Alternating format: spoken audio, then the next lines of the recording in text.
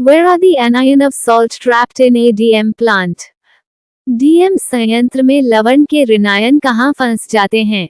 Anion exchanger contains another type of resin called as an anion resin containing hydroxide ions O.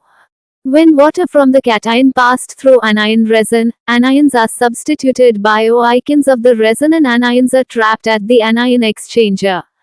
The water coming out from anion exchange ऋणायन exchanger में एक अन्य प्रकार का resin होता है जिसे हाइड्रोक्साइड आयनों युक्त ऋणायन रेजिन कहते हैं। जब धनायन से जल ऋणायन रेजिन से होकर गुजरता है तो ऋणायन रेजिन के ओ आयनों द्वारा प्रतिस्थापित हो जाते हैं और ऋणायन एक्सचेंजर में फंस जाते हैं। ऋणायन एक्सचेंजर से निकलने वाला जल लवणों से मुक्त होता है। How is the grate of a boiler cooled? Boiler की ग्रेट को कैसे ठंडा किया जाता है?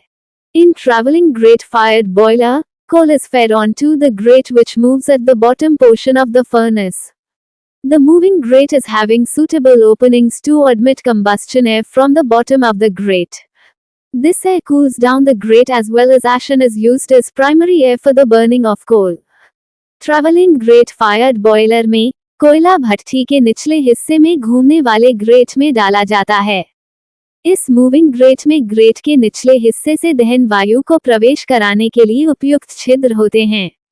ये वायु ग्रेट के साथ साथ राख को भी ठंडा करती है और कोयले के दहन के लिए प्राथमिक वायु के रूप में उपयोग की जाती है। What are the main safety features provided in a bucket elevator? Bucket elevator में मुख्य सुरक्षा विशेषताएं क्या हैं? Bucket elevator is used to convey materials vertically rather than horizontally. The elevator has a series of buckets attached to an endless loop of chain. Chain is driven by sprockets.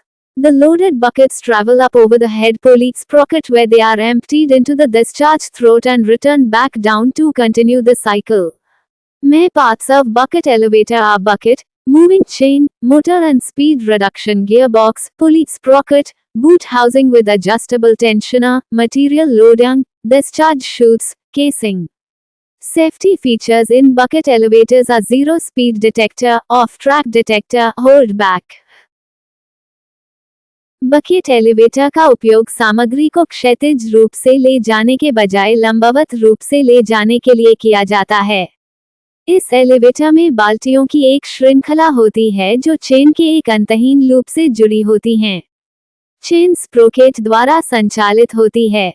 भरी हुई बाल्टियां head पुली sprocket के ऊपर से ऊपर जाती हैं जहां उन्हें डिस्चार्ज थ्रोट में खाली किया जाता है और चक्र को जारी रखने के लिए वापस नीचे लाया जाता है।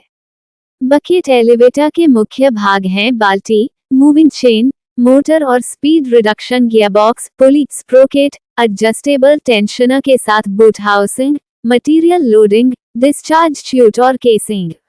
बकेट एलिवेटर में सुरक्षा विशेषताएं हैं zero speed detector, off track detector और होल्ड बैक।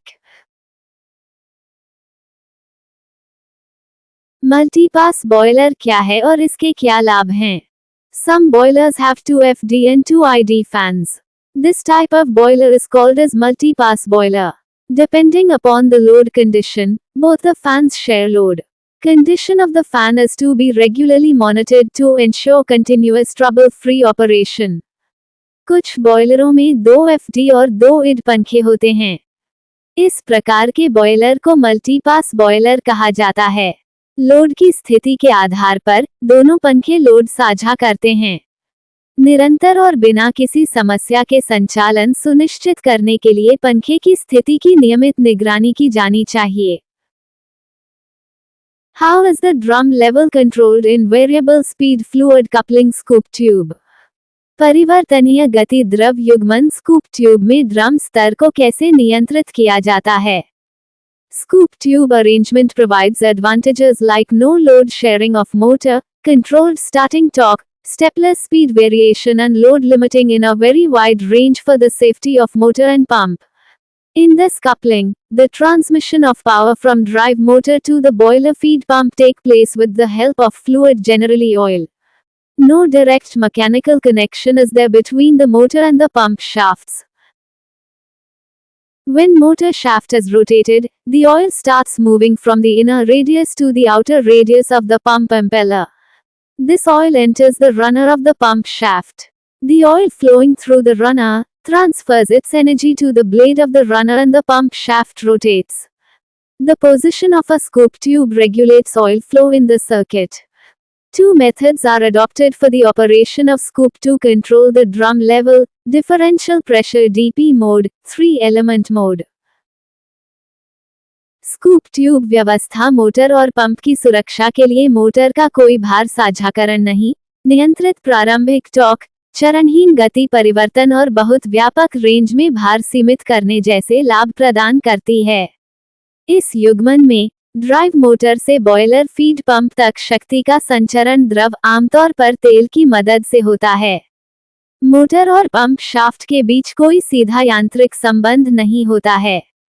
जब मोटर शाफ्ट को घुमाया जाता है तो तेल पंप प्रेरित करने वाला की आंतरिक त्रिज्या से बाहरी त्रिज्या की ओर बढ़ना शुरू कर देता है।